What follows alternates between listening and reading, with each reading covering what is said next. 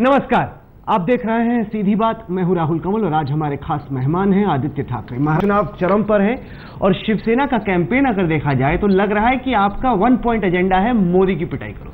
किसी ना किसी तरीके से हर भाषण में, हर एडिटोरियल पर मोदी पर वार हो रहा है। आपका दुश्मन कौन है? कांग्रेस एनसीपी की सरकार या प्रधानमंत्री मोदी?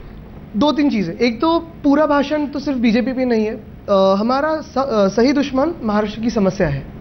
जी बिल्कुल, हम बीजेपी पे वार इसके लिए कर रहे हैं क्योंकि हमें दुख हुआ है, दर्द हुआ है कि जिसको हमने मित्र समझा, भाई समझा 25 साल के लिए, उन्होंने पीछे से वार किया। हमें लगता नहीं था कि ये जो गठबंधन है, हिंदुत्व का गठबंधन हो, विकास का गठबंधन हो, जो बाला साहब जी ने बनाया था, प्रमोद काका, मुंडे काका हो, अटल जी, अडवाणी जी हो, वो नहीं टूटेगा ऐसे लगा था। और अगर आप हमारा विजन डॉक्यूमेंट में देखो तो उसमें हमने जब प्रिंट किया था तब भी महायुति गवर्नमेंट लिखा है। तो हमें कभी भी, हमने सपने में भी नहीं देखा था कि ये गठबंधन। पर आपने अब इस चुनाव को पीएम पर, मोदी के परफॉर्मेंस पर एक रेफरेंडम बना दिया है। ये कांग्रेस एनसीपी का रेफरेंडम नहीं। आप कह रहे हैं कि मोदी ने हम पर धोखा, मतलब जैसे मियां बीवी में जब डाइवोर्स हो जाता है ना, तो इस वक्त शिवसेना वो बीवी की भूमिका। नहीं, बीवी की भूमिका, औरत की भूमिका कोई कमजोर भूमिका नहीं है। कमजोर भूमिका की नहीं कह रहा मैं, बोल रहा हूं कि कपल में डाइवोर्स हो जाए, देखो तो कांग्रेस वो लड़ते हैं ना पब्लिक में, वैसी लड़ाई हो रही है। कांग्रेस और एनसीपी ये तो महाराष्ट्र में विषय रहा नहीं है। दिलचस्पी हर एक को इस बात की कि गठबंधन क्यों टूटा। तो जैसे हम एक पॉलिटिकल पार्टी है, लोगों को बताना जरूरी है कि क्या हुआ, कैसे हुआ, क्यों हुआ, तो वो बताना जरूरी है ही। लेकिन मोदी जी के बारे में हमने दोहराया है बहुत बार कि ये मोदी जी के बारे में नहीं है। वो तो देश के प्रधानमंत्री है, हमें उनके बारे में आदर है, उनके लिए हमने भी काम किया है। जितनी मेहनत उन्होंने ली है वैसे हम सब कार्यकर्ताओं ने ली है। मैंने खुद फिर इधर पूनम ताई के लिए कैंपेनिंग किया होगा, नासिक में हमारी सीट पे 10 किलोमीटर चला हूं मोदी जी का नाम लेके। तो मोदी जी के बारे में आदर है। लेकिन ये बात तो जाहिर है कि बीजेपी महाराष्ट्र में मोदी जी को भी फंसा रही है और महाराष्ट्र की जनता को भी फंसा रही है। जैसे कि मोदी जी ने कल कहा कि जब तक वो दिल्ली में है महाराष्ट्र अखंड रहेगा। 2 घंटे बाद स्टेट बीजेपी बोलते नहीं विदर्भ हम अलग करेंगे, बेलगांव के बारे में पता नहीं। तो ये जो है बीजेपी स्टेट लीडरशिप है, वो मोदी जी को भी फंसा रही है, गुमराह कर रही है और जनता को भी। नहीं, आपने शिवसेना कहती कि अफजल खान की तरह है। शिवसेना भूमिका बांध रही है कि जिस तरीके से शिवाजी पर हमला हुआ, बीजेपी ने उसी तरीके से हमला किया। 25 साल आप लोग साथ में थे, अब सब लिहाज छोड़ दिया। हमने ये कहा है कि मोदी जी अफजल खान है, बिल्कुल कहा नहीं, लेकिन उनकी जो बीजेपी जैसे चल के आ रही है, फिर हर एक राज्य के मुख्यमंत्री को भेज रही है, दिल्ली के मंत्रियों को भेज रही है, जैसे कि कुछ जंग है। उनके पास यहाँ चेहरा नहीं है। अगर यहाँ लीडरशिप होती, अगर हमने लोकसभा में वोटिंग किया तो वो एक मत मोदी जी को स्ट्रेट जा रहा था।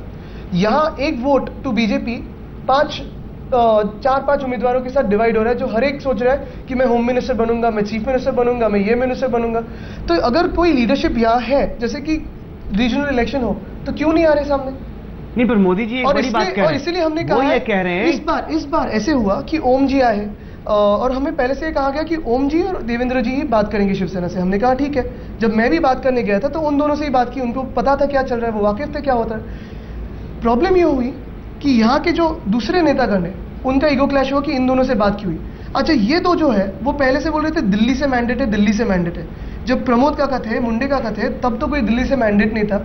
उनको हर डिसीजन, अगर ये सीट के बारे में बात करी है तो दिल्ली को पूछना जरूरी नहीं था। तो जैसे ये दिल्ली से दादागिरी हो रही है ऐसे लगने लगा। नहीं तो दादागिरी तो मोदी और अमित शाह कर रहे हैं, और कौन कर रहा है? कौन है दादा? उनको फंसाया जा रहा है। यही तो हम पहले फंसा क्या? आप तो मतलब तय नहीं कर पा रहे कि हमला करना है कि नहीं। अगर हमला करना है तो डंके की चोट पे हमला करो। हम हमला कर रहे हैं, पूरा भाषण देखिए। हम तो स्टेट बीजेपी पे हमला कर रहे हैं कि ये जो 2-3 नेता बोल रहे हैं दिल्ली से दादागिरी हो रही है, तो मोदी और अमित शाह की तो दादागिरी और किसकी दादागिरी? ये स्टेट बीजेपी बोल रही है कि दिल्ली से मैंडेट है, दिल्ली से मैंडेट है। दिल्ली वालों को पूछो क्या उनके सामने रखा गया? नहीं, क्योंकि मोदी जी एक बड़ी बात कर रहे हैं। हरियाणा जाए, महाराष्ट्र जाए, वो कह रहे हैं कि शिवसेना हो या कांग्रेस या एनसीपी की सरकार हो तो कोई फायदा नहीं है। बीजेपी दिल्ली में है, बीजेपी महाराष्ट्र में रहेगी, एक और एक मिलके 11 बनेंगे। तो क्या जनता के सामने ये बड़ा एक नहीं, मैंने सुना, मैंने उनका भाषण तो देखा नहीं, लेकिन मैंने कहीं पे सुना कि उन्होंने, किसी ने कहा कि जो दिल्ली में सरकार है वही राज्य में होनी चाहिए।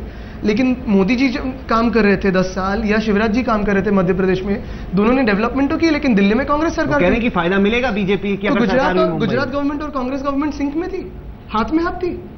ये कोई फर्क नहीं पड़ता इससे। जिसके पास लीडरशिप हो, विजन हो, उसी को मुख्यमंत्री बनना चाहिए। मोदी जी तो यहाँ मुख्यमंत्री बन नहीं सकते, वो देश के पीएम है, उनके बारे में आदर है। अच्छे पद पे लेके मोदी कहते हैं मुंबई दिल्ली साथ चलेगा तो 1 और 1 11 बनेगा। ये तो सही कैलकुलेशन है ही नहीं। 1 और 1 तो 2 ही होता है। आप जो हमला कर रहे हैं कि मोदी मुंबई को अलग कर देंगे, मोदी ने तो कहा नहीं। ये कल एनसीपी ने कहा है और कल बीजेपी ने क्लैरिफिकेशन दिया है कि एनसीपी ऐसे बात करी। हमने कहा है विदर्भ, मुंबई के बारे में पता नहीं उनके मन में क्या है। लेकिन हमारा ये मानना है कि अगर महाराष्ट्र को अखंड रखा जाए, विदर्भ के बारे में बात साफ है, जो वो कह रहे हैं कि छोटे राज्यों में विकास होता है, फिर क्यों नहीं नॉर्थ ईस्ट के राज्यों में अभी तक विकास हुआ, गोवा में क्यों नहीं विकास हुआ? और अगर विदर्भ को तोड़ना है विकास के लिए तो 95 to 99 की जब गवर्नमेंट थी तब काफी मिनिस्टर्स विदर्भ के थे, तब विकास नहीं हुआ, तब तो विकास हुआ। अभी भी जब मोदी जी की सरकार आई, मोदी जी खुद गए और एक रोड प्रोजेक्ट का इनॉग्रेशन किए, मेट्रो का इनॉग्रेशन किए, ये तो बिना अलग विदर्भ के विकास हो रहा है। अगर विदर्भ के लोग अलग होना चाहते थोड़ी वो नहीं होना चाहते, एक लॉबी है जो अलग होना चाहते। नहीं, वो तो विदर्भ की जनता को तय करना है Exactly. कि वो अलग होना चाहती है कि Exactly. नहीं। अलग की बात नहीं है। मातोश्री में बैठ के आदित्य ठाकरे थोड़ी तय कर सकते हैं। कॉन्स्टिट्यूशन में एक तो रेफरेंडम की बात हो नहीं सकती, नहीं तो कश्मीर में होगा, हर जगह होगा। एक ये बात है कि अगर एक आइडेंटिटी है, महाराष्ट्र बनाया गया है, तो चलो विकास करते हैं, क्यों आप छोटे राज्यों की बात कर रहे हो? विकास करो, हर एक को जैसा मिले वैसा दो। अच्छा ये बताइए कि अब तो आपका डाइवोर्स हो गया, तो पैचाप की कोई उम्मीद है? क्योंकि आजकल के जो नए रिश्ते होते हैं, आप खुद इस नई पीढ़ी से आते हैं, अभी देखते हैं कोर्ट में क्या अनबन बात भी चलती होती है, है, जनता पैचअप की भी अदालत होता में है। क्या बात चलती है देखते हैं। नहीं, लेकिन ये बात साफ है कि जब उन्होंने कहा पोस्टपोल हो सकता है, हमारे तरफ से एक ही प्रश्न था कि प्रीपोल क्यों तोड़ा गया? कोई बात तो ऐसी ही थी ही नहीं कि तोड़ना चाहिए, हम दोनों की आइडियोलॉजी तो सेम है। आप वोटर सीटें बेस नहीं दे रहे थे उनको, दे रहे थे थोड़ी सीटें। 34 सीटें कैसे थे? 15 दिन पे इलेक्शन है, 34 सीटें आपके पास 59 सीटों पे उम्मीदवार नहीं क्योंकि है। अभी जो ओपिनियन पोल का डेटा आ रहा है तमाम चैनलों का, तमाम एजेंसीज का, वो ये दिखा रहा है कि बीजेपी सिंगल लार्जेस्ट पार्टी के तौर पे उभर रही है, ऐसा डेटा निकल के आ रहा है। तो बीजेपी तो कहेगी हमने सही किया। मेरी शुभकामनाएं उनको, हाँ, लेकिन जनता शिवसेना के साथ है, क्योंकि ये देखना जरूरी है उनके खुद के कार्यकर्ता कहीं दुखी है, क्योंकि जहां उनके पास उम्मीदवार नहीं है, कार्यकर्ताओं को नहीं, बाहर से टिकट लाए, एनसीपी और कांग्रेस से टिकट दिया गया है, और फिर बोल रहे भ्रष्टाचार पे हम आंदोलन करेंगे। यूपी में भी आधे इंपोर्ट किए थे बहुत सारे नेता, सारे इंपोर्टेड नेता जीत गए, पर जीत तो गए। जीत तो गए, इसमें बात नहीं है ना। अगर आप नीति से चल रहे हो तो जीतना जरूरी है या नीति से चलना जरूरी है? फिर आप पक्ष क्यों बनाते हो? आपको फिर लगता है ideology- अमित शाह दादा है, दादागिरी करते हैं? नहीं, प्रेसिडेंट है, मेरा उनके साथ ज्यादा इंटरेक्शन नहीं हुआ है, जब करूंगा तब आपको बताऊंगा कैसे था। नहीं तो आप बोल रहे ना कि दिल्ली की दादागिरी, तो किस पर आप वार कर रहे हो? दिल्ली के दादा कौन है? दिल्ली के दादा अमित यही शाह है। दादा है कि मोदी दादा है? वो मुझे पता नहीं तोड़ने का आदेश किसने दिया, जो भी दोनों होगा। नहीं दिया ना, ऐसे थोड़ी ये अपने आप- पार्टी आपको टूट अंदर जाएगी। की बात पता है मैं तो तो अच्छा बता है। ही रहा हूँ, ऐसे थोड़ी कोई अलायंस जो 25 मुझे अंदर साल की बात पुराना पता नहीं। अलायंस है, ऐसे थोड़ी टूट सकता है। मुझे अंदर की बात पता नहीं, लेकिन हमें ये जरूर महसूस हो रहा है कि जब हम एनडीए करके लड़े मोदी सरकार के लिए, तब हम साथ में लड़े, शायद 29 पक्ष एक साथ थे। अब 200 कितने 82 नहीं 288 हो गए उनके। तो अगर उतनी मेजॉरिटी आ गई उनकी, उन्हें शायद लगता है कि हमारी जरूरत नहीं, बुरे दिन में हम साथ थे, जरूरी थे, अभी शायद जरूरी नहीं है, ऐसे हमें लगने लगा है। शायद शिरोमणि दल को लगने लगा हो, शायद टीडीपी को लगने लगा हो, बिश्नोई जी तो बाहर गए। तो आपको लगता है कि जो एकला चलो की नीति है अगर कामयाब रही महाराष्ट्र में, तो अकाली दल का भी पत्ता साफ, चंद्रबाबू नायडू का भी पत्ता साफ? ऐसे लगने लगा है, लेकिन क्यों हो? अगर हमने बुरे दिनों में आपका साथ दिया है, छोड़ के गए फिर वापस आए, छोड़ के गए वापस आए, ऐसे तो नीति नहीं अपनाई। जब 2 एमपी थे, जब 2009 में भी हार हुई तब भी हम साथ रहे, ट्रस्ट वोट था 2007 में तब भी हम साथ रहे, हर एक मौके पे हम साथ रहे। जब भी कोई एक महत्वपूर्ण इलेक्शन हो तो साथ में रहे। शिरोमणि और हम दोनों तो दल है जो साथ में रहे। और क्या ऐसा झगड़ा था कि तोड़ने की बात आई? अडवाणी जी ने भी तो कहा है कि रीजनल पक्षों को आगे लाना जरूरी है, बीजेपी का फर्ज बनता है। आपको लगता है घमंडी होगी बीजेपी? घमंडी का पता नहीं, लेकिन शायद उनको हमारी जरूरत नहीं अभी, ऐसे तो लगने लगा है। तो अगर उनको ये लगे कि वो मजबूत हो गए, कि मोदी के नाम पर जीत जाएंगे, तो लगता होगा नहीं जरूरत है उनको शिवसेना की, तो फिर अलायंस में लड़े क्यों? पहले ही बोलना चाहिए था। जब हमने पहले तो इलेक्शन के पहले तो एनसीपी को भी साथ में लेना चाहते थे, तब उद्धव जी ने विरोध किया है। अगर हमारी किसी की जरूरत नहीं थी, सिंगल हैंडेड गवर्नमेंट आनी थी, तो तभी बोल देना था कि नहीं हम सिर्फ मिशन 272 चलाएंगे, बाकी कुछ नहीं चलाना है आपको, जाओ आप जिधर जाना है। तो फिर जो 42 मिले हैं 48 से महाराष्ट्र में से एमपीज, कितने होते खुद के बल पे पता नहीं। हमने देखा कि बीजेपी और शिवसेना का तो डाइवोर्स हो गया, लेकिन आपके पिताजी ने फोन किया राज ठाकरे को, तबीयत जानी, राजनीतिक समीकरण पर बात की। तो क्या ये मतलब निकाला जाए कि आहिस्ता आहिस्ता दोनों भाइयों में, दोनों पार्टियों में जो दरार है वो खत्म हो रही है? बिल्कुल नहीं, अफवाहें तो काफी चल रही है। वैसे बीजेपी और एनसीपी की चल रही है, बीजेपी एमएनएस की चल रही है, बीजेपी कांग्रेस की चल सब सकती एक है। दूसरे से फ्लर्ट कर रहे हैं। क्या हो रहा है वही तो मुंबई हो की रहा है। हवा में इस वक्त? चलते रहता है, अभी तो अच्छा मौसम है तो हो सकता है बारिशों में कुछ भी होता है। लेकिन सबसे अहम बात यह है कि जो फोन कॉल था उनके स्वास्थ्य के बारे में पूछने के लिए था। मुझे लगता है कि राज जी की तबीयत इतनी ठीक नहीं थी पिछले हफ्ते, तो वो मुंबई वापस आए थे, किसी दौरे पे चले थे, तो इसलिए सिर्फ पूछने के लिए किया था, बाकी तो कुछ नहीं, क्योंकि राज ठाकरे ने कहा कि जब जरूरत पड़ी तब फोन किया, जब बीजेपी के किसकी साथ जरूरत? थे, जब एमएनएस की जरूरत पड़ी तब हालचाल के लिए फोन किया, जब बीजेपी अभी के अच्छा साथ थे बोलो कोई तो भी प्रॉब्लम बुरा नहीं, बोलो, तो ये तो बात राज ने बोलो बोला। तो भी बुरा बोलो, ये उनकी नीति हुई। हमने अपना फर्ज निभाया, एक भाई ने दूसरे भाई को फोन किया, कैसे है पूछा, मुझे नहीं लगता कुछ उसमें गलत है। कह रहे हैं कि एमएनएस और शिवसेना में किसी भी तरह के गठजोड़ की कोई संभावना नहीं है। अभी तो नहीं है, प्री पोल में तो नहीं है, क्योंकि हमारे जो स्ट्रॉन्ग होल्ड्स कहा जाते हैं वो तो सेम है, कैंडिडेट्स एक दूसरे से इधर उधर के ही है, तो अभी तो कुछ संभावना नहीं है। मुझे ये विश्वास है कि महाराष्ट्र की जनता शिवसेना के साथ रहेगी और पूरी मेजोरिटी आपने देगी। बड़े अहम बात कही, आपने कहा कि अभी नहीं है, बिल्कुल। मतलब प्री पोल में नहीं, पोस्ट पोल में कुछ भी हो सकता है। पोस्टपोल ने बीजेपी तो हमें ऑफर अभी से चालू की है।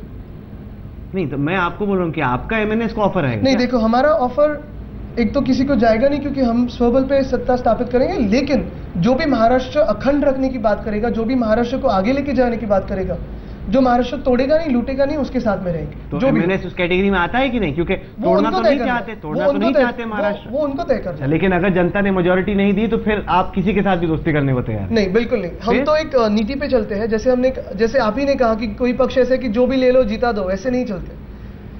जो साथ में आएगा, महाराष्ट्र की अच्छे की बात करेगा, देश के अखंड की बात करेगा, हम उसको आगे लेके। नहीं, पर ये बताइए कि अगर आप लोगों ने डाइवोर्स किया, ठीक है, रिश्ता टूट गया, तो आनंद गीटे अभी भी मंत्री क्यों है मोदी की सरकार? जब 2007 में कांग्रेस और एनसीपी का बीएमसी में स्प्लिट हुआ था, उनका स्टेट में स्प्लिट नहीं हुआ, ना दिल्ली में हुआ। कोई भी मैच्योर पॉलिटिकल पार्टी हर एक अलायंस को अपने अपने स्तर पे देखती है। अगर रिश्ता टूट पर गया ये तो जवाब बोले ना, है, हमारे ये मंत्री हमारा नहीं जवाब चाहिए है, ये कि हमारा आपको जवाब दिल्ली है। की मलाई भी चाहिए, छोड़ दो ना, दिल्ली की मलाई छोड़ दो, मलाई कौन सी छोड़ दो मलाई? लाल बत्ती। काम हमने उस सरकार के लिए मेहनत की है, उस सरकार में रहेंगे, ये हमारा हक बनता। नहीं तो चलो पूरे इलेक्शंस वापस ले लो, हमारी तैयारी इलेक्शन लड़ने के लिए, सब सीट, फिर देखते किसका कितना बल है। आपने अपनी बात रखी, अब जनता को तय करना है कि वो कहां पे मोहर लगाना चाहते हैं। बिल्कुल। आदित्य ठाकरे, आपने वक्त दिया, इसके लिए बहुत बहुत शुक्रिया। धन्यवाद। तो ये थी आदित्य ठाकरे से आज की सीधी बात। ये कार्यक्रम आपको कैसा लगा? आप अपनी राय हमें ईमेल के जरिए दे सकते हैं। हमारा ईमेल का पता है sb@aajtak.com। साथ के साथ इस कार्यक्रम को आप हमारी वेबसाइट पर देख सकते हैं, जिसका पता है www.aajtak.in/सीधी बात। तो अगले सप्ताह एक बार फिर से मुलाकात होगी। तब तक के लिए देश और दुनिया की बाकी खबरों के लिए आप देखते रहिए आज तक।